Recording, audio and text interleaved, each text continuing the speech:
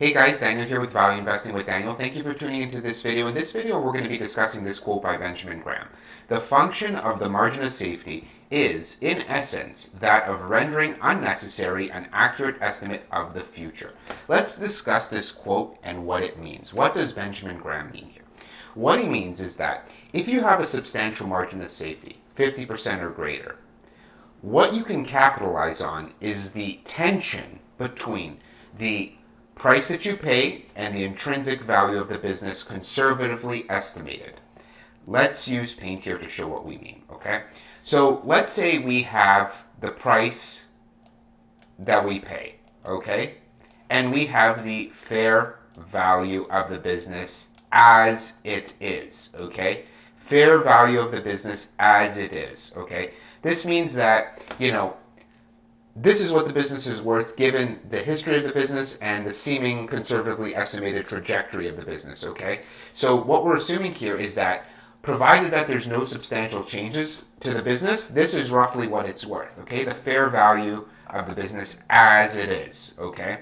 Now, our price should be 50% or lower of the fair value of the business as it is, okay? And the distance between here is what's called the margin of safety. So if the fair value of the business as it is $60 a share, and we pay $20 a share, then this gap of $40 is the margin of safety, okay? And in this case, it'd be a 66% margin of safety, right? You see that? 20 is 66% cheaper than 60, right?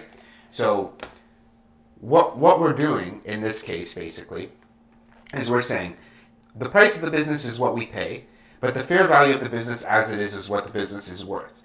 When we buy businesses with a margin of safety of 50% or more, and this is a non-cyclical business that's steady, stable, and easy to understand, okay? Something that sells simple products, is not too complicated, is not too dependent on macroeconomic factors, okay? A business where we can estimate what the business is worth as it is today, okay? Now let's say the business is worth 60% like we said, right? Or $60, and we're paying 20. What we can take advantage of is the eventual closure of the price towards the fair value of the business over the next 12 to 18 months.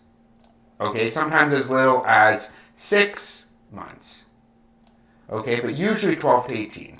So what does this mean? This means that over the next year and a half, okay, 6 months, year and a half, over that period, there will be a closure, a tension that it currently exists between the price of the business, what the business is worth and the price of the business, and there will be that closure over this period of time, over this 18-month period, okay? So we're trying to capitalize on this tension, this price to fair value tension.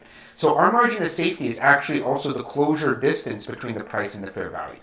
So what Benjamin Graham is saying in this quote here, okay, what he's saying is that we don't have to know what the business is going to look like 20 years from now, okay?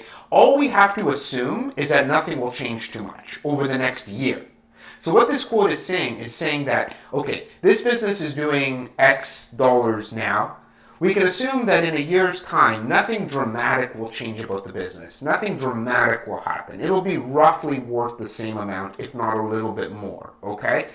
What we can rely on is over the next year, eventually, the market taking recognition of the distance between the price that we're paying and the fair value, and there to be a closure between those two over the next year to 18 months. That's why Benjamin Graham sold the securities typically within 18 months, because he's not betting, typically, he did in certain cases like Geico, in the long-term characteristics of the business. What he's betting on, okay, usually, and this is what I like to do also, is number one, that the economic characteristics of the business are not going to change dramatically over the next year, okay? And B, that there will be a closure between the price and fair value of the business over the next year to 18 months, okay? So we don't have to assume, what this is saying is that you don't have to assume what the business is going to be like 10 years down the road. All you have to assume is that in a year, it won't be too different from today, and that over the next year, there will be that closure between price and value like we discussed, okay? So the point of the margin of safety is that we no longer have to, or we don't have to depend on accurately estimating what the business is going to be like in 10 years' time.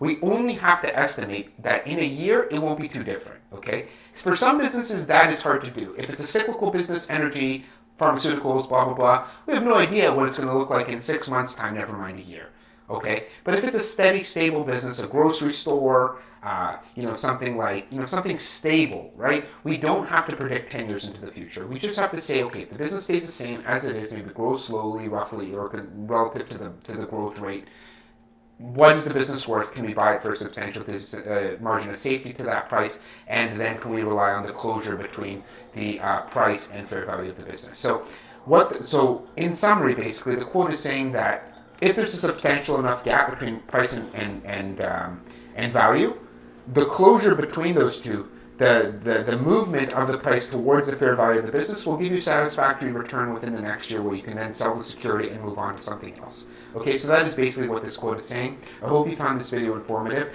Obviously, long-term investing beyond a year, 2 years, 3 years, where you buy and hold something for 20, 30 years is great. There's nothing wrong with that. But you have to have good vision into the future. You have to be able to see, okay, in 2002 or 2005 or whatever, yeah, I think Amazon is going to become this multi-trillion-dollar company or whatever 20 years from now. How you would accurately predict that and not get lucky, you have to be very skilled at doing that. But, coming up with a fair value of a business is difficult, but a lot easier than projecting what the business is going to be worth in 20 or 30 years' time.